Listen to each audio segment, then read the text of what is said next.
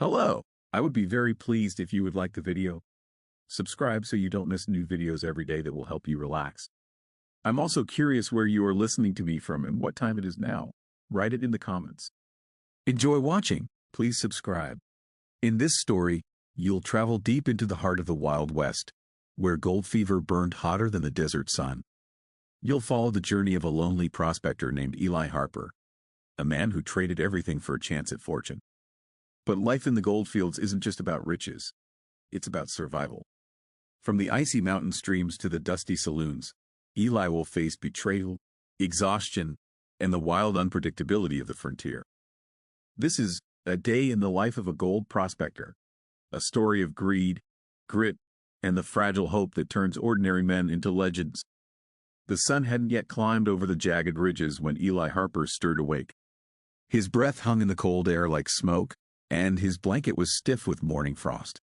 Somewhere in the distance, a coyote howled, a thin, lonely sound that matched the emptiness of the valley.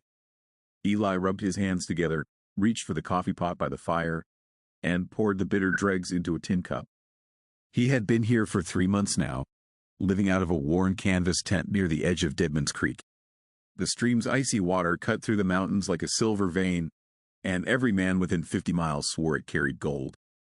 Eli had come chasing that promise, like hundreds of others before him, but fortune was as elusive as the wind. Most days he found nothing but mud and disappointment. Still, he stayed, because every prospector knew the next pan could change everything. Eli packed his few belongings into a rucksack, a small shovel, a pickaxe dulled from use, and a tin plate filled with yesterday's crumbs. He tightened the strap of his hat against the morning wind and stepped into the creek. The water bit at his ankles, numbing his feet instantly. He crouched, dipped the pan, and began the slow, patient swirl that had defined his life for weeks. Hours passed. The sun climbed higher, burning away the mist and revealing the wild, endless stretch of land. Mountains to the west, dry plains to the east. Not a soul in sight. Only the sound of gravel scraping in the pan, the occasional rustle of wind through sagebrush, and the rhythmic beating of his own heart.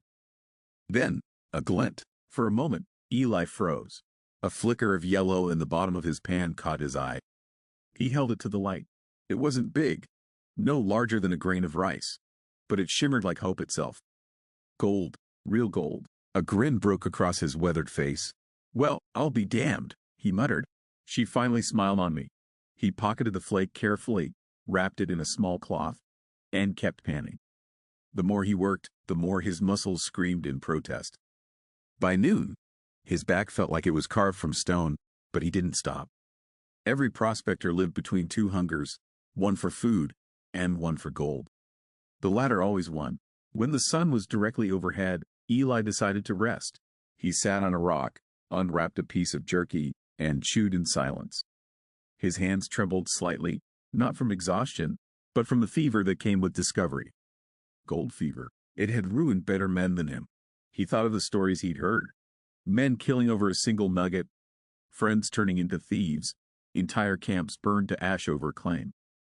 He looked down at the tiny sparkle in his pouch. "You're not worth dying over," he said aloud, but he knew he was lying. That afternoon, he followed the creek downstream, hoping to find the source of the deposit. The landscape shifted as he walked. The rocks grew sharper, the canyon narrower. He spotted boot prints in the mud. Fresh ones. That meant someone else had been here recently. Eli tensed. He wasn't alone. Out here, another prospector could mean competition or danger. Gold made men desperate, and desperate men did foolish things. He drew the small Colt revolver he kept tucked into his belt and scanned the ridge above him. The wind stirred, carrying the faint smell of campfire smoke. Someone was watching him. Eli quickened his pace. The creek turned sharply around a bend, where a small waterfall spilled into a clear pool. He crouched behind a boulder and waited, listening. For several minutes, nothing moved but the water. Then, a twig snapped. He spun around, gun raised. A young man stepped from the brush, hands raised. His face was gaunt, his beard patchy, eyes sunken from fatigue. "Easy, friend," he said hoarsely. "Ain't looking for trouble." Eli didn't lower the gun. "Then what are you looking for?" "Same as you, I reckon," the stranger said, glancing toward the pan at Eli's feet. "Gold." They stared at each other for a long moment. Finally, Eli sighed and lowered his weapon. "Plenty of creek for both of us," he said. The stranger nodded slowly and stepped closer, setting down his own gear. The two men worked in uneasy silence for an hour. The stranger introduced himself as Wade, from Arkansas. Said he'd been on the trail for 6 months, following rumors of a rich vein near Deadman's Creek. His voice carried the weight of failure, the same weight Eli knew too well. By sunset, they'd found little more than dust. The light faded, and the cold crept back in. Eli lit a small fire, and they shared coffee thick as tar. For a while, neither spoke. Finally, Wade said quietly, "You ever strike it big?" Eli shook his head. "Closest I came was today. Found a speck smaller than a tooth, but it's enough to keep me digging." Wade chuckled bitterly. "Ain't that the truth?" As the fire crackled, Eli studied the man across from him. There was something in Wade's eyes, a flicker of desperation, maybe even envy. He reached for his pouch, feeling the faint weight of the golden flake. Instinctively, he moved it deeper into his coat pocket. Night fell over the canyon, silent and cold. Somewhere far off, a wolf howled. Eli tried to sleep, but his thoughts kept circling back to that tiny piece of gold, and the man beside him who might want it just as much. Dawn crept over the mountains, painting the canyon walls in shades of red and gold. The fire had long since died, and the cold bit through Eli's coat like teeth. He blinked the sleep from his eyes and saw Wade still sitting near the ashes, staring into the distance. The man hadn't slept. His rifle lay across his knees, his expression unreadable. Something in that stillness felt wrong. Eli sat up slowly, careful not to make a sound. The night had left his muscles stiff, but his mind was alert. He'd seen that look before, men staring too long at empty pans and empty futures. It wasn't gold that drove him mad. It was the silence that followed. He poured the last of the coffee into a cup and offered it to Wade, who took it without a word. "Didn't sleep?" Eli asked finally. Wade shook his head, eyes still fixed on the creek. "Dreams ain't worth much out here," he muttered. "Not when you wake up broke every day." Eli nodded slowly. He understood that kind of weariness, the one that crawled under your skin and whispered, "You're running out of time." They started working again as the sun climbed higher. The air smelled of dust and pine resin, the creek whispering softly around their boots. Eli found a few tiny flakes, no bigger than crumbs, but Wade's pans came up empty. By noon, frustration had carved deep lines into the younger man's face. He slammed his pan down and cursed under his breath. "Maybe we're digging in the wrong damn place," Wade snapped, his voice trembling with anger. Eli glanced up, calm as ever. "Gold don't care where you dig," he said. "You just got to be patient." But patience was a luxury men like Wade didn't have anymore. His hands shook as he packed his tools. "You found something yesterday, didn't you?"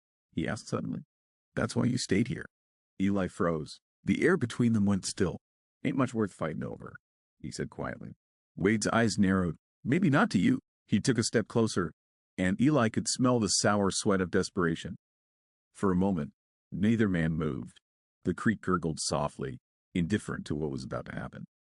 Eli's hand drifted to his revolver, slow and steady. "Don't do it," Eli warned. Wade hesitated, his jaw tight, his eyes darting toward the pocket where Eli kept the pouch. "I just need a chance," he said, his voice breaking. "Just one lucky break before I lose everything." Eli exhaled through his nose. "Luck don't come from another man's pocket." The silence stretched. Then Wade turned abruptly and stormed off down the creek, boots splashing through the water. Eli watched him go, his chest heavy with unease. Out here, men broke faster than bones. He worked alone for the rest of the day, though the gold no longer shone with the same promise. Every flicker in the water now looked like a warning. By sunset, the sky turned the color of fire, and a lonely wind swept through the canyon. Wade hadn't come back. That night, Eli built his fire higher than usual. The shadows flickered like ghosts against the rock walls. He kept his revolver close and his pouch even closer. He told himself Wade was gone, that he'd moved on to another creek.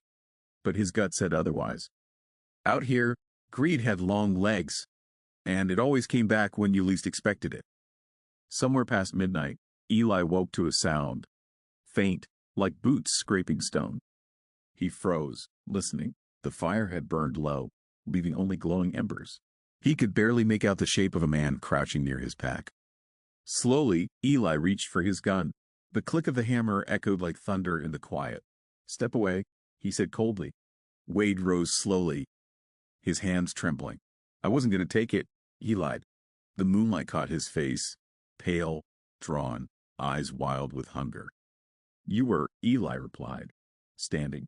For a long moment, neither spoke, only the whisper of the wind between them. Then Wade lunged. The two men collided, the gun going off in a flash of noise and smoke. A shout tore through the canyon, then silence. When the echoes faded, Eli stood shaking, the revolver still in his hand. Wade lay on the ground, clutching his side, blood seeping through his fingers. God help me, he gasped. Eli dropped to his knees, breathing hard. You shouldn't have come back, he whispered. Wade's eyes fluttered. Guess, I finally struck something, he murmured weakly, then went still. Eli sat there for a long time, staring at the lifeless man beside the fire. The stars wheeled silently overhead. Out here, death didn't need an audience. It was just another part of the landscape.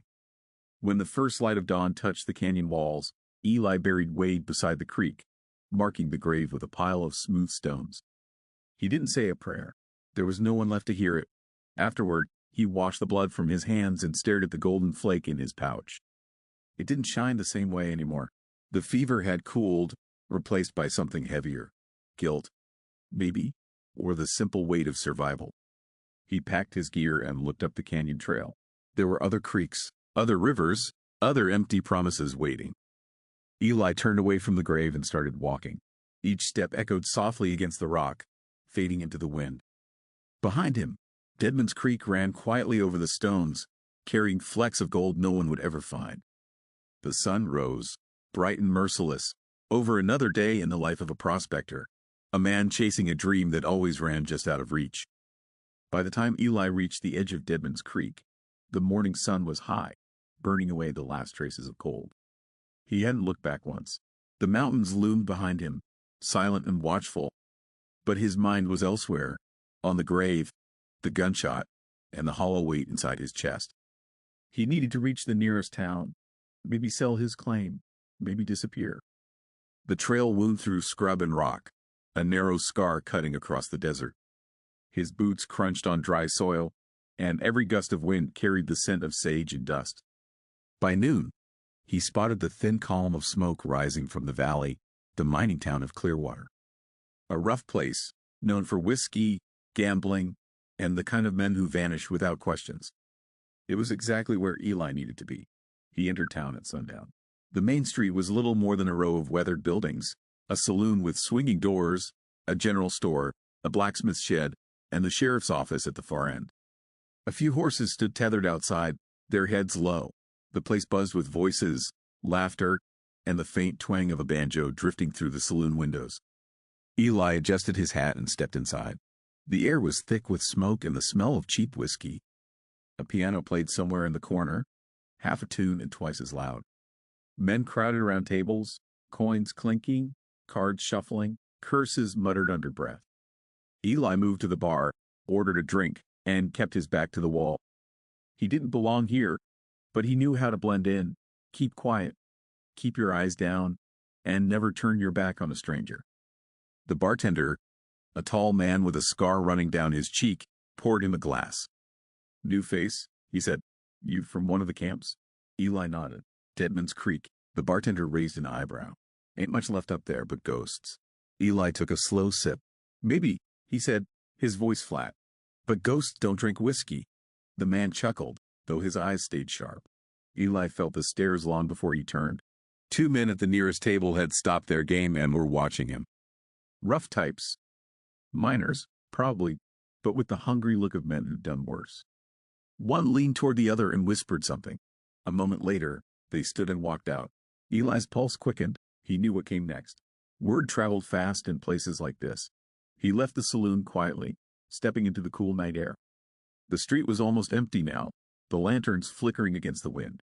He crossed toward the livery stable, planning to rest and ride out at dawn. But just as he reached the doors, a voice stopped him. Evening, mister. Eli turned slowly. The sheriff stood under the porch light, coat unbuttoned, star glinting on his chest. Name's Carter, the man said. Sheriff of Clearwater. He was older, with gray in his beard and eyes that didn't miss much. Mind if I ask where you're headed? Eli forced a calm smile. Just passing through. Been working Deadman's Creek. The sheriff nodded. Heard there was shooting up that way last night. Know anything about that? The words landed like a stone in Eli's gut. He swallowed hard. Can't say I do. I left early this morning. Carter studied him for a long moment, his hand resting casually on his belt. That so? He said finally. Funny thing, a prospector came down last week. Said he was meeting a partner up there. Name was Wade. Eli froze. The sheriff's eyes narrowed slightly. You wouldn't happen to know what became of him, would you? The silence stretched like a rope between them. Eli met his gaze, steady but tired. Can't help you, Sheriff. Haven't seen him in days. Carter sighed and tipped his hat back. Well, if you do remember something, stop by my office. Folks around here got a way of disappearing, and I'd hate to think Deadman's Creek is adding to that list. He gave a slow nod and walked away. Eli exhaled shakily, the tension bleeding from his shoulders. He needed to leave. Now, he went into the stable, saddled his mule, and checked the pouch in his coat. The gold flake was still there, dull and meaningless under the lantern light. He thought of Wade again, the sound of the gunshot echoing through the canyon. It would follow him no matter how far he rode. As he stepped outside, a hand grabbed his arm. The bartender from earlier stood there, his grin sharp as a knife. Sheriff's a nosy bastard, he said softly. Lucky for you, I mind my own business. But information costs money. Eli's jaw tightened. What do you want? The man's eyes gleamed. Word is, you came down from Deadman's Creek with something worth paying for. Maybe gold, maybe something else. Eli's fingers brushed the revolver at his side. You heard wrong. The bartender leaned closer. Maybe, but I got friends who pay to hear otherwise. He winked and backed away into the shadows, leaving Eli alone with the sound of his own heartbeat. This town, he realized, was no safer than the mountains. Out here, danger wore a smile just as easily as a gun. He mounted the mule and turned toward the open desert. The stars stretched wide above him, cold and endless. Every step carried him farther from clear water, but not from what he'd done. Out in the darkness, the gold flake seemed to whisper in his pocket. A promise, a curse, a memory he could never bury deep enough. The frontier had a long memory, and Eli Harper had just given it another ghost to keep. The desert stretched before Eli like an endless sea of dust and memory. He rode through the night, the mule's hooves kicking up pale clouds that shimmered under the moonlight. Every creak of the saddle, every whisper of wind sounded like pursuit. He knew the sheriff wouldn't give up, not in a town where justice and revenge shared the same badge. By dawn, the horizon glowed with a faint orange hue. Eli stopped near a cluster of boulders and let the mule rest. His canteen was nearly empty, and his stomach gnawed with hunger, but stopping in town had been a mistake, one he couldn't repeat. He poured the last of his water into his hand and watched it vanish into the sand. Hell of a way to live, he muttered. As the sun climbed higher, a dust cloud appeared in the distance. Eli shaded his eyes, squinting. The sound came first, the groaning of wagon wheels, the faint shouts of men, the bark of a dog. A caravan. He hesitated. Traveling with others meant safety, but it also meant questions. And Eli had no answers left that wouldn't damn him. Still, thirst had a way of changing a man's mind. He waited by the trail until the first wagon rolled into view. A team of oxen pulled it slow and steady, followed by two more, each piled high with supplies. The men walking beside them wore wide-brimmed hats, their faces burned and cracked from the sun. Prospectors, heading toward the northern rivers, chasing the same promise that had cursed Eli's life. One of them spotted him and waved. You look half dead, stranger, he called out. Eli forced a tired smile.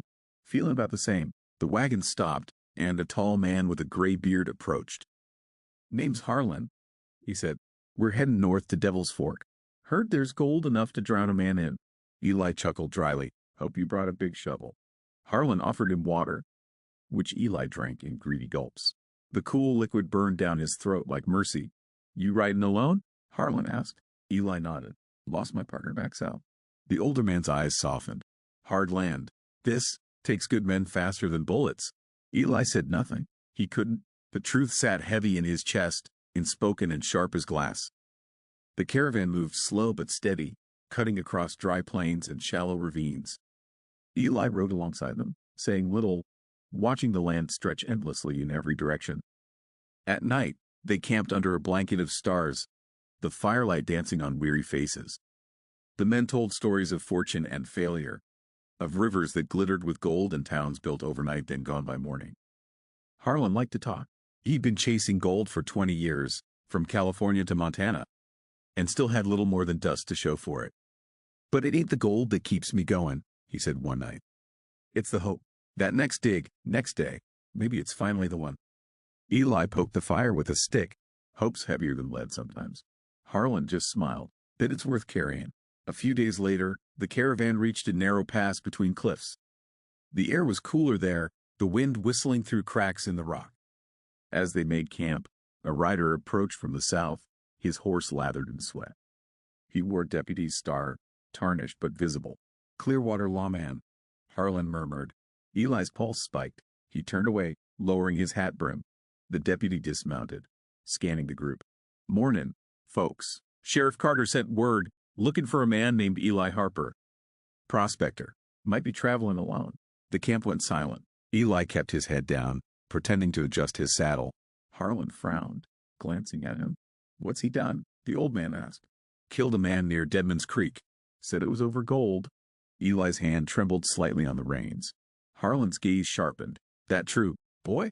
Eli's throat went dry. "It was self-defense," he said quietly. "He came at me in the dark."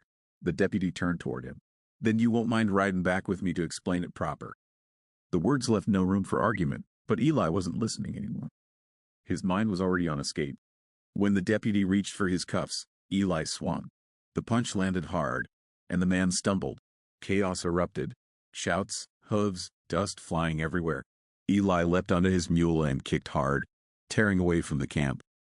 A gunshot cracked behind him, and the world blurred into motion. The mule galloped wildly through the pass, stones clattering beneath its hooves. By the time he stopped, miles away, the sun was sinking behind the cliffs. His heart hammered like a drum, his mouth dry as bone. He'd lost his canteen, his food, maybe even his chance at peace. But he was alive. For now, he slid off the mule and stared at the horizon, the long road north, where fortune and death waited side by side. He had no choice but to keep going. Eli looked down at the tiny gold flake in his pouch, glinting faintly in the fading light.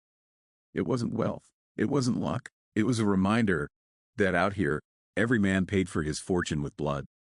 He tightened his grip, whispered something only the desert could hear, and kept walking toward the unknown. The land ahead grew harsher with every mile. The wind howled through the gullies, carrying the bitter taste of dust and loneliness. Eli rode with his head low, eyes squinting against the glare of the sun. His canteen was empty, his lips cracked. The desert had a way of stripping a man down to the truth, and the truth was that Elijah Harper was running out of road and luck. By dusk, he saw shapes on the horizon, the jagged outlines of wooden shacks and leaning chimneys. Smoke rose faintly from one, thin as a thread. Eli frowned. No town stood on this mapless stretch of land. Still, he steered his mule toward it, the promise of shelter stronger than caution. As he drew closer, the silence thickened, broken only by the creak of wind against broken boards. The place was a ghost town. Half a dozen cabins, a collapsed mine entrance, and a weathered sign swinging from rusted chains. The paint had faded long ago, but Eli could still make out the letters, Prospect Hill. He tied his mule near a trough filled with sand and walked through the narrow street. Doors swung on their hinges, and every window stared at him like an empty eye. He pushed open the door to the largest cabin. Inside, the air was stale, thick with dust and the faint smell of smoke. Someone had lived here recently. A pot still hung over the cold ashes of a fire, and footprints marked the floor. Eli's hand drifted toward his revolver. He listened. From somewhere in the back room came the sound of slow, uneven breathing. "Who's there?" he called. Silence. He stepped closer, his boots whispering on the wood. The door creaked open to reveal a man lying on a cot, wrapped in blankets. His face was gaunt, his beard untrimmed, but the moment Eli saw him, his breath caught. The world seemed to tilt sideways.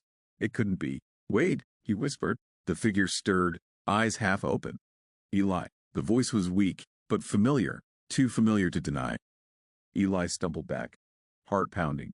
"You're dead," he said hoarsely. Wade gave a dry laugh that turned into a cough.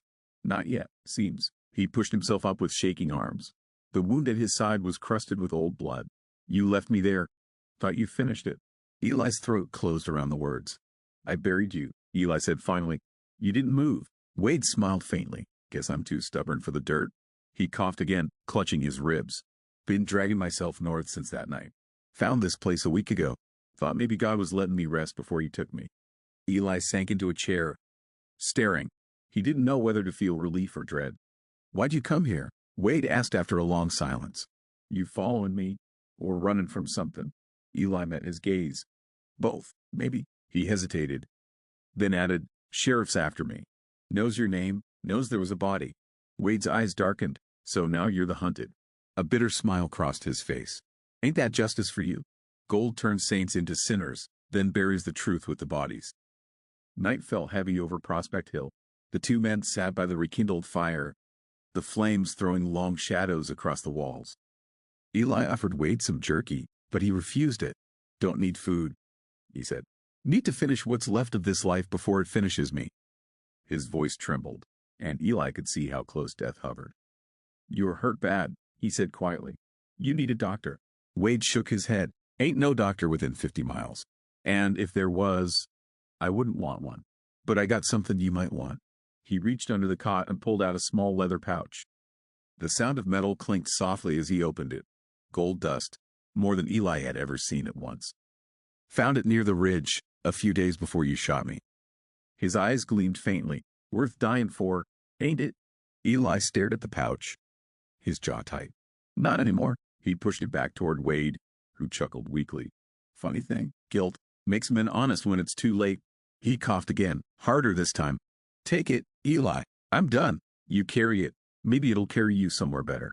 But Eli shook his head. Gold's cursed. Every flake soaked in blood. Wade's eyes fluttered shut. Then maybe that's why it shines. Hours passed in silence. The fire burned low, crackling softly. Eli sat beside Wade, listening to his shallow breathing. Just before dawn, Wade's hand twitched once, then went still. Eli bowed his head.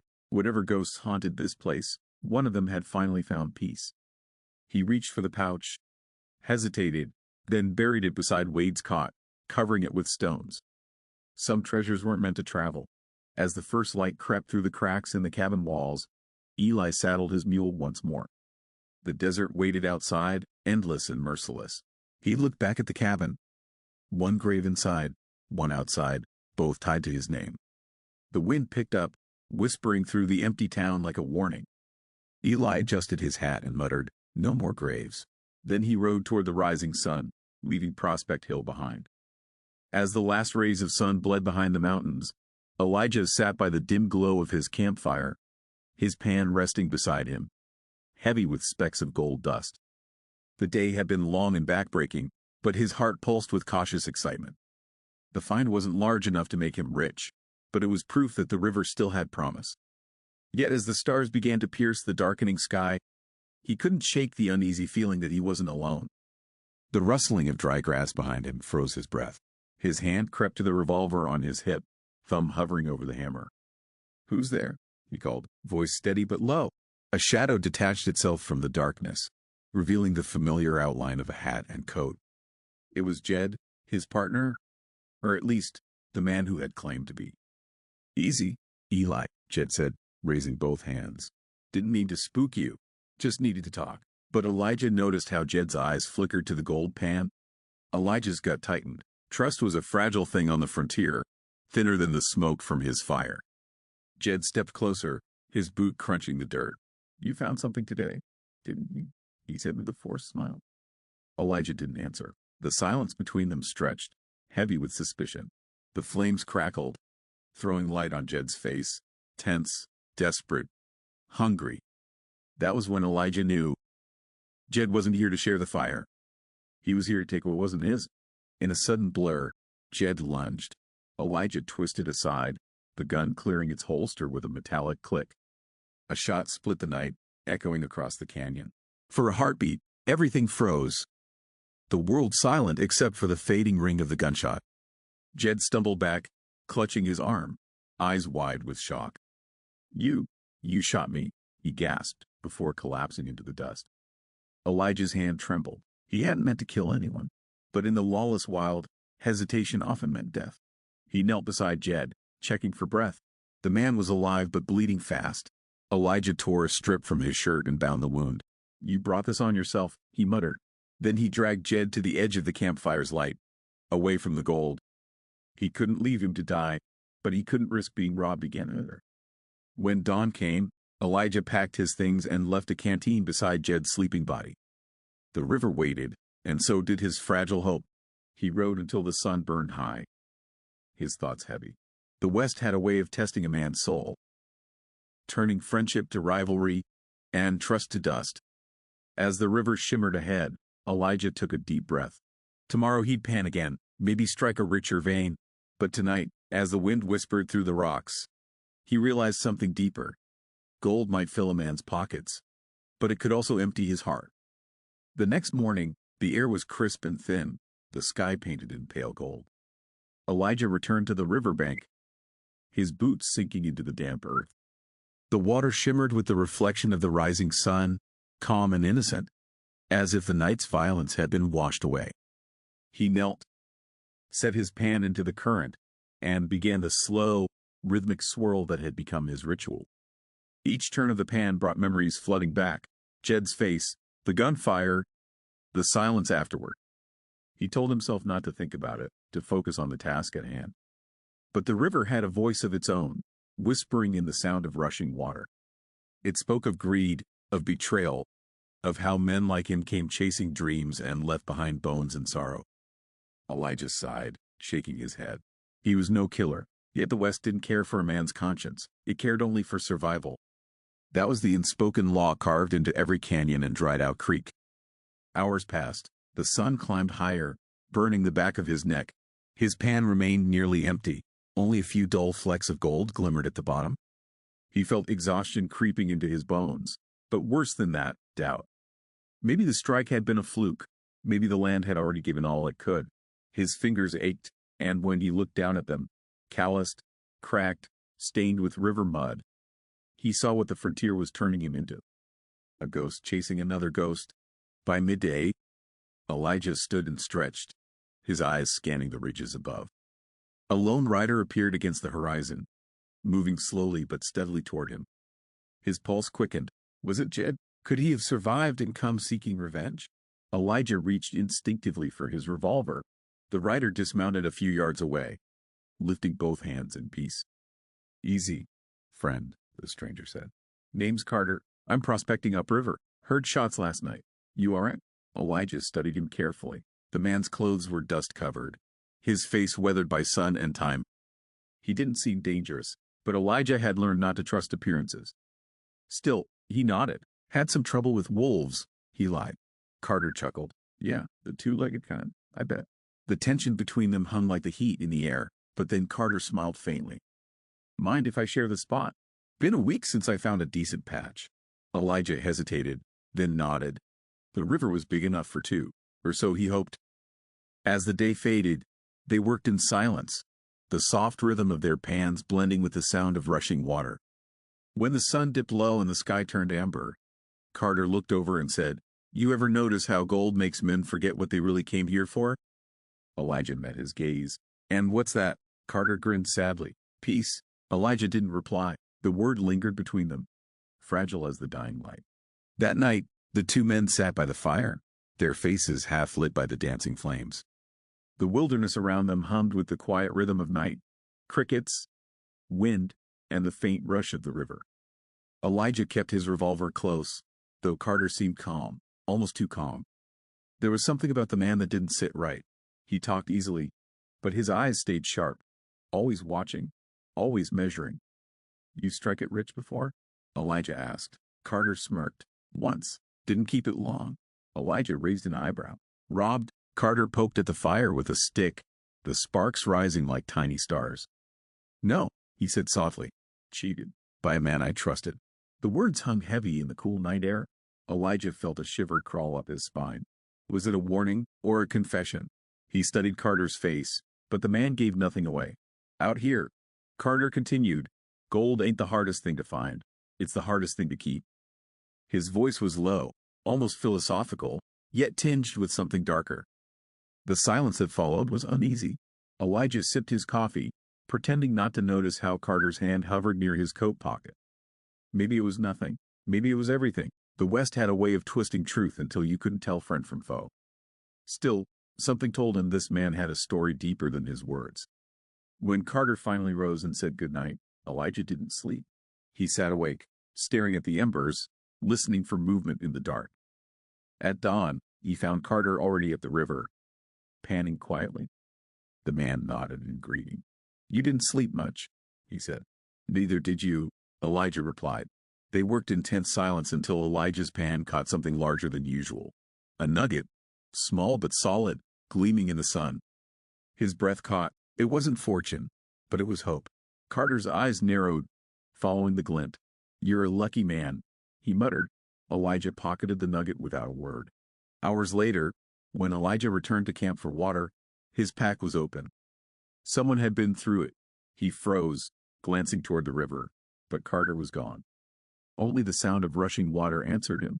His heart thudded. "Damn it," he whispered, snatching his revolver. He scanned the horizon and spotted a trail of footprints leading into the canyon. Without thinking, he followed. Dust rose behind him as the wind howled through the rocks. Somewhere ahead, the man with the calm voice and sharp eyes was running, with everything Elijah owned. The canyon walls rose high and narrow, swallowing the morning light in shades of red and gold.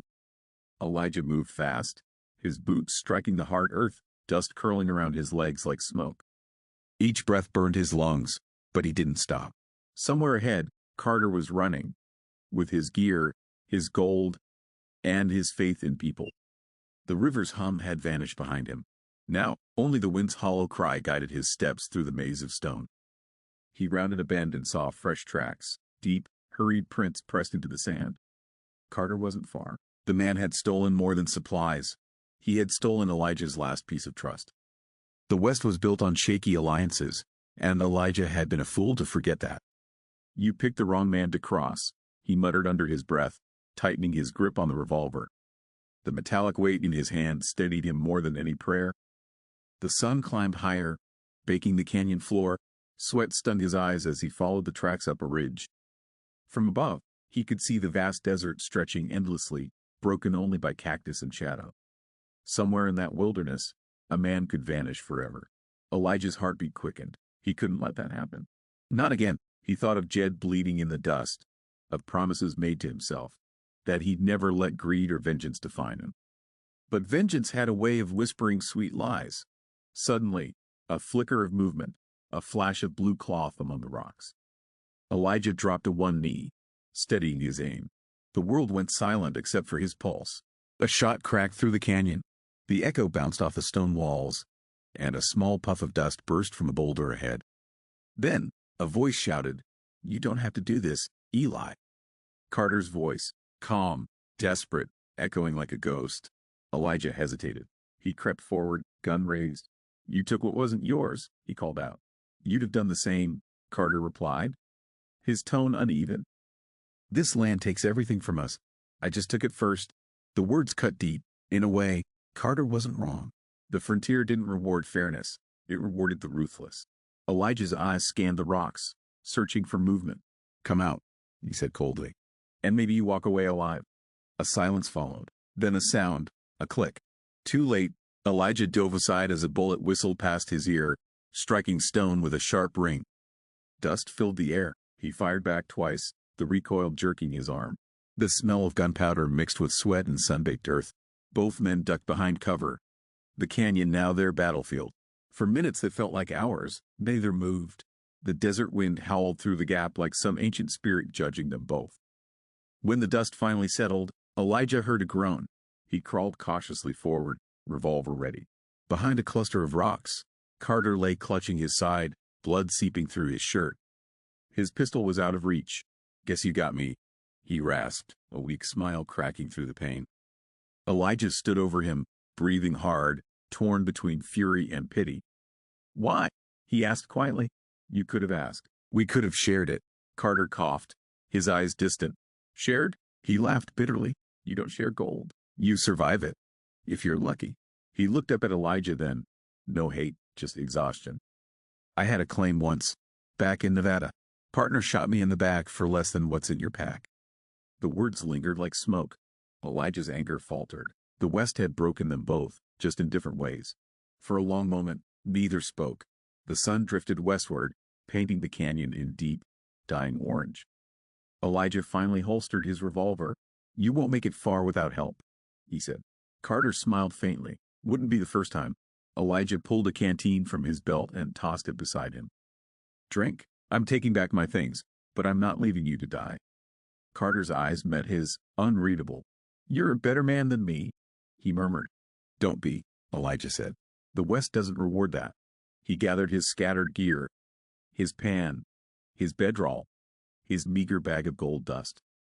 Everything that mattered fit into one small sack. The weight of it suddenly felt heavier than ever. As he turned to leave, Carter called out, "Eli, if you find a town east of here, stay there. Don't come back. The gold's not worth it." Elijah paused but didn't reply. He just kept walking until the canyon swallowed the sound of his footsteps. By dusk, he reached a ridge overlooking the river again. The world below glowed soft and red in the fading light.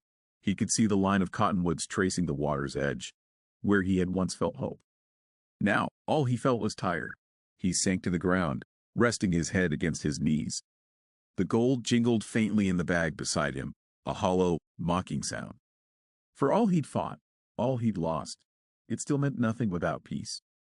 The stars began to appear one by one, cold and distant. Elijah stared at them and thought of home, a place he hadn't seen in years, maybe a place that didn't exist anymore. The frontier had a way of erasing the past. Out here, a man wasn't who he had been, only who he became when the world turned cruel. And Elijah, despite everything, wasn't ready to give up. Tomorrow, he'd ride east. Maybe he'd sell his gold. Maybe he'd find a quiet life. Maybe he'd finally rest. As the firelight flickered low, he whispered into the night, "I'm done chasing ghosts." But the wind, cold and wild, carried no answer. Only the eternal song of the river below, whispering of dreams, greed, and the endless hunger that drove men westward. Elijah closed his eyes. The gold shimmered faintly beside him, as if laughing in the dark. And somewhere in the canyon, a wounded man breathed shallowly beneath the stars, proving that the West never let go of its own. The dawn came slowly, spilling pale gold across the canyon walls. Elijah woke on the riverbank, stiff and aching, but alive. The stars had vanished, leaving only the quiet murmur of the river. For a moment, he allowed himself to close his eyes and breathe the still air, tasting its fragile peace. The night's chase, the gunfire, and the bitter lessons of the desert felt like a dream, though the ache in his arms and legs reminded him otherwise. He gathered his gear, checking the pouch of gold one last time. It was heavier than he expected, yet it held no real warmth. Each flake carried a memory: Jed's dying eyes, Carter's betrayal, the long nights of fear and solitude. The West had been generous in lessons and stingy in mercy. Elijah shook his head, feeling the weight of all he had endured. For the first time in weeks, he realized he had no one to answer to but himself. Riding slowly, he followed the river downstream, the water sparkling with the morning sun. The landscape stretched endlessly, barren and beautiful, indifferent to human struggle. He remembered every canyon, every ridge where he had almost lost his life. The West had tested him, stripped him bare, and forced him to reckon with his own greed and pride. Yet, in that reckoning, he felt something stir, a fragile sense of clarity. By mid-morning, he spotted smoke rising from a distant settlement. A small cluster of buildings huddled near a bend in the river, welcoming like a beacon in a sea of dust. Elijah slowed, unsure whether he sought refuge or merely a witness. The town was quiet, sleepy, but alive. Children ran barefoot along the dirt streets, and the distant clatter of a blacksmith's hammer echoed faintly. Life persisted despite the harshness of the land. He tethered his mule and walked through the town, drawing only curious glances. The saloon doors swung lazily in the morning breeze, and a few men nodded politely at him. Elijah kept his eyes forward, carrying no pride, no anger, just the raw exhaustion of survival. Every step was deliberate, every breath measured. In his heart, he knew the gold he carried could buy comfort, but it could never erase the memories etched deep within him. At the general store, he bought supplies: flour, beans, coffee, and a small lantern. The storekeeper, a stout woman with a kind face, asked few questions and gave no judgment. Elijah appreciated her silence more than words. Outside, he paused and looked at the pouch of gold in his hand. For the first time, it seemed trivial, mere metal against the gravity of all he had seen, all he had survived. He decided to hide it, burying it beneath a tree at the riverbank. The act felt like closing a chapter. Every ounce of gold was a reminder of what he had lost and who he had become. As he shoveled the soft earth over the pouch, he whispered to the desert, to the river, and to the ghosts of men he had loved and lost. "I'm done," he said softly. "No more chasing, no more blood, no more fear." The wind stirred in answer, carrying dust across the river like an old lullaby. By afternoon, he rented a small cabin at the edge of the town. It was modest, with cracked wooden floors and a roof that leaked in the rain, but it was enough. Elijah lit a fire, boiled water for coffee, and sat in silence. The west was still outside, harsh and beautiful, but inside, he felt a fragile peace he had not known for months. No gold could buy it, no gun could enforce it. It existed because he had survived, because he had endured, because he had chosen to continue. Days turned into weeks. Elijah worked odd jobs, helping build fences, hauling timber, guiding newcomers to the river. Life became a rhythm of labor and reflection. He didn't seek fortune anymore. He sought understanding. He watched the sun rise over the canyon walls, each morning a reminder that the world moved on, indifferent, relentless. And yet, he moved with it, carrying only what truly mattered: knowledge, memory, and the will to continue. One evening, a traveler passed through town, a young man chasing rumors of gold upriver. He stopped by Elijah's cabin, eyes wide with hope and ambition. Elijah listened to the boy's story and, after a moment, offered a warning. "Gold changes a man," he said quietly. "Not everyone survives the lesson it teaches. Learn from the river, not just the pan. Trust less what shines, and more what holds steady." The boy nodded, unsure whether he understood, and rode off into the sunset. Alone again, Elijah stood on the porch of his cabin, looking toward the canyon. Shadows stretched long and cool, and the river glinted like silver under the dying light. He thought of Jed, of Carter, of every man he had crossed or lost along the way. They had all shaped him, forced him to confront his limits, his conscience, and his desire. For the first time, he understood that the gold was never the prize. It was the measure of a man's endurance. He felt the weight of the years on his shoulders and the emptiness of all the treasures he had carried. Yet for the first time, he also felt light, unburdened in a way he could not have imagined months ago. The West would always be wild, always unforgiving, always beautiful in its merciless way. But Elijah had survived. He had faced the canyon, the river, the desert, and the men who lived by bullets and blood. And he had lived. Night fell, cold and quiet, and Elijah lit a lantern outside his cabin. The river whispered below, eternal and patient. Stars stretched overhead, countless and indifferent. He poured a cup of coffee and drank slowly, letting the warmth fill him. He thought of home, of peace, of what it meant to endure. The gold, the guns, the betrayal, they were behind him. Ahead lay only the long road of life, uncertain and free. Elijah smiled faintly, a man finally at the edge of his own story. The desert wind brushed his face, carrying memories, regrets, and whispers of promise. He leaned back in his chair, eyes on the distant canyon walls. For the first time, he felt a rare kind of contentment, the kind born not of wealth or power, but of survival, of choice, of knowing that the West had tested him, and he had endured.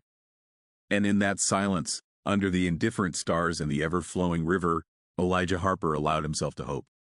Not for gold, not for glory, not for revenge, but for life, simple and unbroken, for the long quiet days ahead where he could finally, truly rest.